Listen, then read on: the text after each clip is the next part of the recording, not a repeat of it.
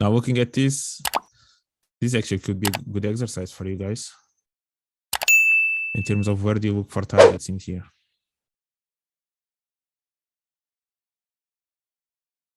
In this image, where would you be looking for targets? What do you think can hold price and levels for price to go higher? Any idea? One important is definitely this one, which kind of has been already text in here. Therefore, something in here can be important, right? The demand in here. Another one, of course, the kind of the demand underneath that level. Since this was only reacted from the previous level support resistance, the demand itself, it may still be free, so price may go there. This one, personally, not really concerned about that. We have this one in here, which could be all the way to the downside. So all these looks compressed. Can you guys follow? Are you guys doing the same thing?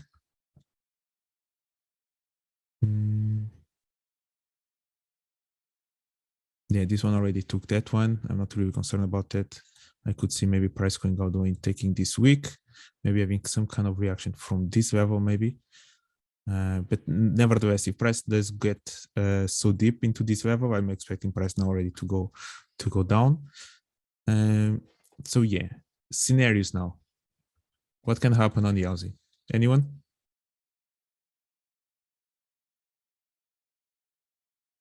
It's going to tank and hit my take profit. That's what's going to happen. Yeah, but if you take profit from this distance, it may take another month. As you can see, this is 3rd of January. It may take a while. What can happen in between? Price can react from the first supply. Sorry? Price can react from the first demand and go higher. So this is the new supply kind of, right? These left shoulders. The other one. 1 second, let me just correct. Yeah, it can be white. Which one? They're looking at this one or this one? Yeah. This one? High. Yeah. Yeah. So if it reacts from here and it goes higher, what do you expect? Goes higher, and if it breaks the highs and does some sort of fake out and goes down again, or reacts from there, that supply there. One of something like this, or yeah. It can be anything, honestly. You got to say, sorry? It can be anything. Can be anything, right? So, and this is where kind of it gets interesting in terms of which level is broken first or second or whatnot. Okay, so we just did a webinar about Quasimodo levels, right? Quasimodo patterns. How can this become a Quasimodo now? What do you have from here to become a Quasimodo? What do we have already? Price goes to the second demand, goes higher, and then near the supply, and then continues the move on the downside. So I have this. So what do you say? So price, you mean respect demand? No, goes towards the second supply, the second demand. Sorry. In here. Yeah. And why? So what's the signal that price is doing by going here and breaking this wall? Then it's going to go lower. If it stops there on the Quasimodo, then it's more than likely going to go higher. When it retests the highs, right? Yeah. Yeah.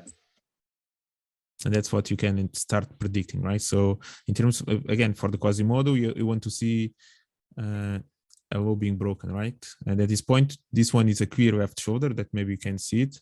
Then you have, of course, all these highs from here.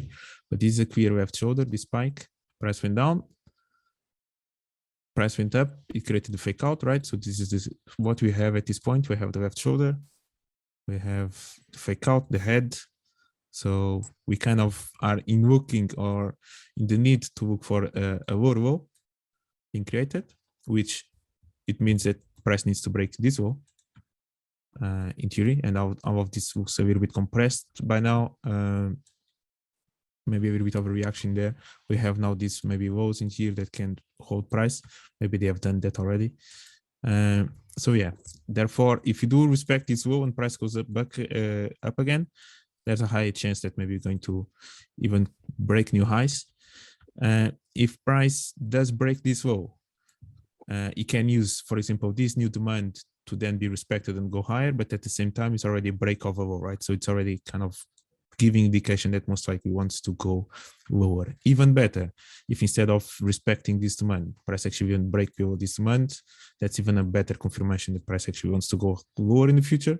Meanwhile, we can actually kind of reverse in here, and eventually could go all the way until there, and then finally make all this move to whatever it wants to go, right? Maybe at least fill this range. So what ranges we are looking for at this point? We are looking for at least this one, right? First, of course, is this yellow rectangle, which can be, which eventually, again, and then it becomes an interesting game, all of it combined together. Because now we are looking at this possible quasi model, right? Actually, let me make this thicker, or let me actually change this to a pencil. We are looking at this one. Cannot see it. Maybe in blue, something like that. Right? You're looking at something like this to happen, correct? What can happen in the future? It's actually now this one can be the new left shoulder. All this can be the head or the fake out. And if you actually break below this low, which then can open space to finally go to crease target, which is a little bit ambitious at this point, we then can kind of retrace and use this one, right? And now it starts being a combination of different stuff that you can see in here. You go from this first Quasimodo, which can be kind of the head of this bigger Quasimodo that then eventually you can see in this purple or pink color that I just drawing here. Correct? So, and then you can start looking for ways. So which low it's important to break that can give you indication that maybe what next level that you can look for, and so on and so forth. In that sense, right? You can start looking as well for these levels of structure, which one actually was broken before or not, that can hold price a little bit up. By breaking this low, eventually price can retrace, can use it, and can continue to go down. So yeah, you can start paying attention to that as price moves along the way. For example, this demand zone that you have in here, the first one, let me just delete a lot of the stuff that I just drew.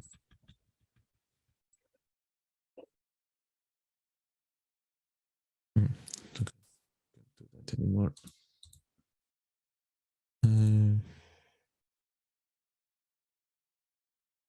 Okay, I deleted what I didn't want.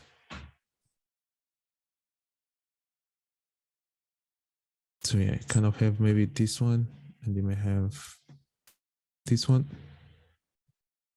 For example, if we don't respect this demand that is in here, this may become a good level to then price maybe use it in the future as a sell, or it can be the opposite. We can actually break this demand zone, can break maybe these lows, respect the next one, then wait for the break of maybe this high in here. And when you break that high, now you can look for the same zone in alignment with this low, and you can actually maybe look for a long in here. We target maybe this level or just this level in here, one of these two in there, right? So it becomes either a shoulder fake out or kind of a demand that can become a supply, which is also in alignment with this one, which is kind of an important zone in there. So yeah, that's kind of what we can, that's predictions, that's imagination, and then be surprised actually for price actually to work like that. And this is how you can maybe combine and look for bigger targets, smaller targets, and whatnot. For sure, at this point, first zone, first space that you're looking for is this, second one is this. And lastly is this one, which be careful with this demand still here. But yeah, increase, I actually like your target. It's a beautiful Quasimodo, but there's still a lot of things to do before that.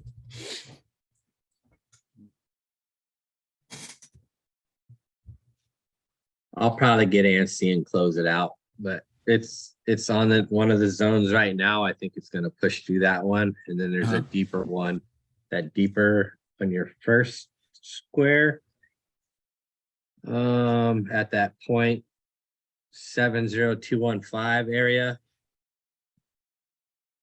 721. What is it? 7021. 702. Around this demand zone, the first one. Yeah. Yeah. Personally, I would like, if prices get close to these lows, I think we can break them. I don't really see too much in there, to be honest. Yeah, and price again. Why are we doing all this? Because actually price just broke two major highs on the left side that we looked at before, which usually after breaking such an important highs and higher time frame highs, usually we can have a deep retracement. So that can happen as well.